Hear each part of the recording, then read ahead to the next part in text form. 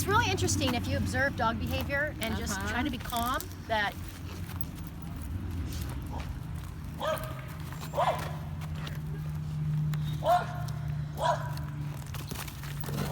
shit! Now this dog wants to play, so right? We've got a different thing, and we have no humans calling their dogs away, so we can't control people, right? Now, unfortunately, what this is play behavior. Come on, come on. That's okay. Come on. That's okay. You're fine.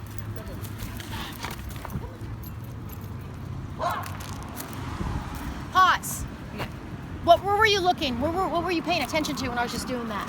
Well, you were kind of standing behind her, like when you were sort of going around this way. Just turning her a little. Yeah. Because this is not a normal walking situation where we're head on. You got dogs coming all around. So what you see me doing is number one. What am I doing? What did you see my arms do? Did you notice? You were staying calm. Relax. That's your key. Listen. Forget everything else. If you can't be calm in it, the skill's not going to come. So that I'm paying attention, I'm watching, I'm trusting my instincts. Doesn't mean they're always correct, because they're not, or I might get caught off guard. But that's what I really am trying to recreate to show you.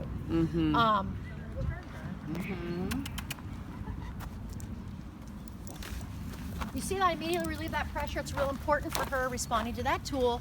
When they get all jumping and moves around, that's when we get a little bit like, oh, geez, what do I do? So I understand your concern of calling when you're caught off guard. That is knowing when you've kind of lost and you're not going to win, so you need to stop and reassess instead of trying to make the dog. It's like trying to force a river. You know, you got to go with the flow. There's a pathway there. Oh, here comes some shallow area. So that's what I would invite you to experiment with. Is really being so cognizant of your lower body, and just stop and bend your knees. And if you have to, saying anything actually is worse, because I don't know what you're saying. I have noticed that you're very silent in those situations. Yeah. So What you're noticing, that calm, and I've had to develop that because I wasn't always calm. I don't know that I was ever a real big freak. I think I was more yell and scream at people than dogs. Because dogs are innocent. Anyway, I digress. So that calmness, and we've talked about that. Stop, breathe, surrender. You're not going to win. You're not going to win. You can win if you want to go to that method, which I could do a kick. I can do all kinds of things to win physically. Still, if I'm in a state of panic, it's not going to be as effective if I know a very simple movement, which is a physical movement, just like if we were going to use the prong collar, but I'm not. I just am. I'm using the tool to physically stop the dog's behavior, rather than trying to be powerful. This is it's not important to battle. Look at that.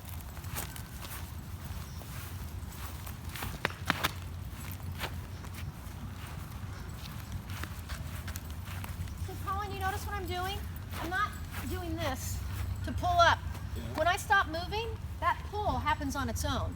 You'll notice that I'm not doing this, that I'll walk and then stop. You see how she backs up?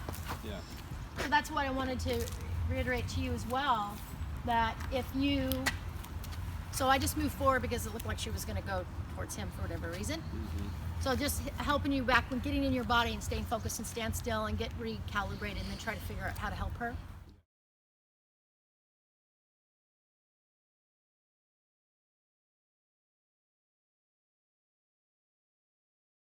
So ask me the question again. So she pulls a lot, right?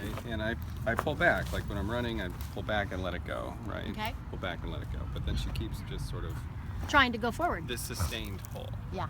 Right. And that's the information I need, because it might be that we need a different tool. However, my concern is that you're pulling and then you're pulling versus that jerk motion. If that is in fact what you're doing, and you're not stopping, in this case, stopping is important. Because what her habit could be, her replacement behavior is, I feel that, I stop, I go, I stop, I go. And this is where I would change what I said earlier about stopping, is I would stop. If she's still going to pull again, you need to stop. And not let her keep pulling, and maybe spend time. What's that? And wait until she stops pulling. Yeah, you might need to do less running and more training. do some training sessions with her, meaning practicing so that you're not in, I'm trying to get exercise mode. I need to teach her that, so it's kind of going backwards so that you're stopping with the tool when she doesn't stop. So let me give you an example. So she stopped in this case. Wait a few moments and okay.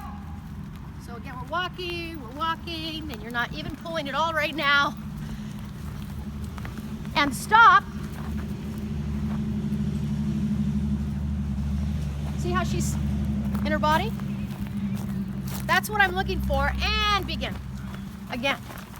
So I want you to practice, and you're going to do it. I want you to stop when you engage the tool. Wait for her on your actual walks, Colin, to actually stop with her. And literally let her stop herself and wait.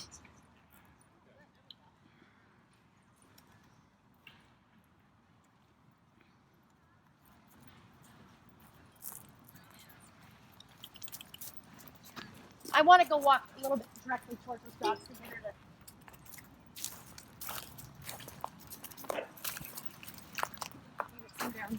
Okay, see how I'm stopping? Now. See how she's in her body, Colin?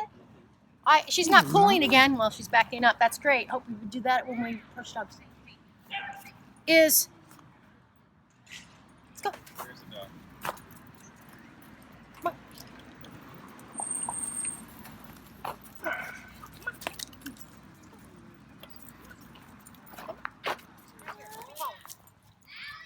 She just sat herself. Yeah. But she's in her body. Sat herself. Yeah. Shat. So, watch out. So I'm not going to engage in that off-leash interaction.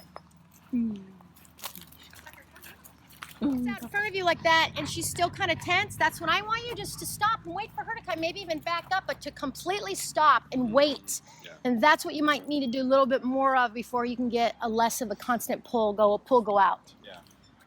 So.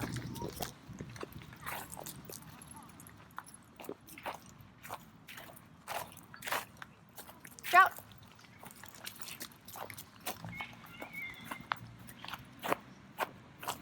So see how she stopped? I know she's not doing what you're experiencing on the walk, but she stopped. Yeah. Wait a few minutes till she doesn't get to pull again. Okay, let's go. And then sometimes, if you're just going for your, watch out, stop and turn and go the other way. Break your walk up so it's not just a straight walk. Cross the street, give yourself opportunity. Go back and watch that first video where we did a lot of change of direction, and so what sounds like might be happening is you're on your run and you're trying to go and it's constant pull, and so we need maybe a little bit more training. Maybe split up your run with a little training before, so that you're not getting that constant pull. Yeah. So the idea is, go ahead, is to take over the reins, is to stop with her when she's doing a lot of, you're engaging up and she's still pulling, you need to stop. This is where you do just stop. And watch her and wait for her to be in her body. Now see how she stepped forward? Yeah. It's like, yeah, no. See, she's already like, okay, we stopped, now I'm gonna go again. Right. So right there, and this is where people go, I don't have all day. Okay, well, then turn. Go the other way. Okay. So now she's not ahead of you anymore. Oh. And there you go. So if you stop and she just stands out in front of you, I'm like, I'm not moving, then turn and go the other way. Put her back next to you where you want her.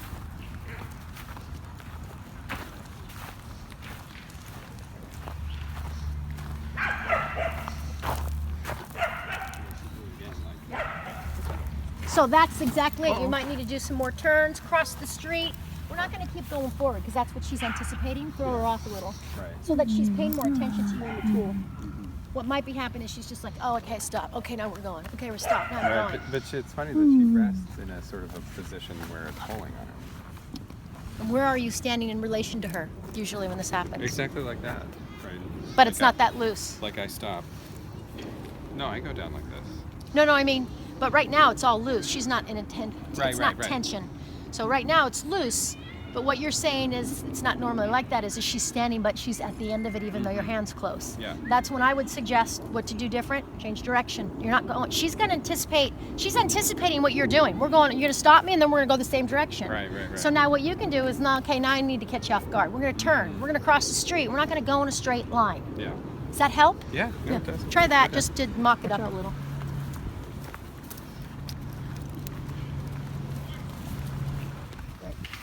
And don't make yourself dizzy. Don't keep going in a circle. Change, go left, go right, go forward, turn around and go back towards the house. She's not going to want to do that. Right.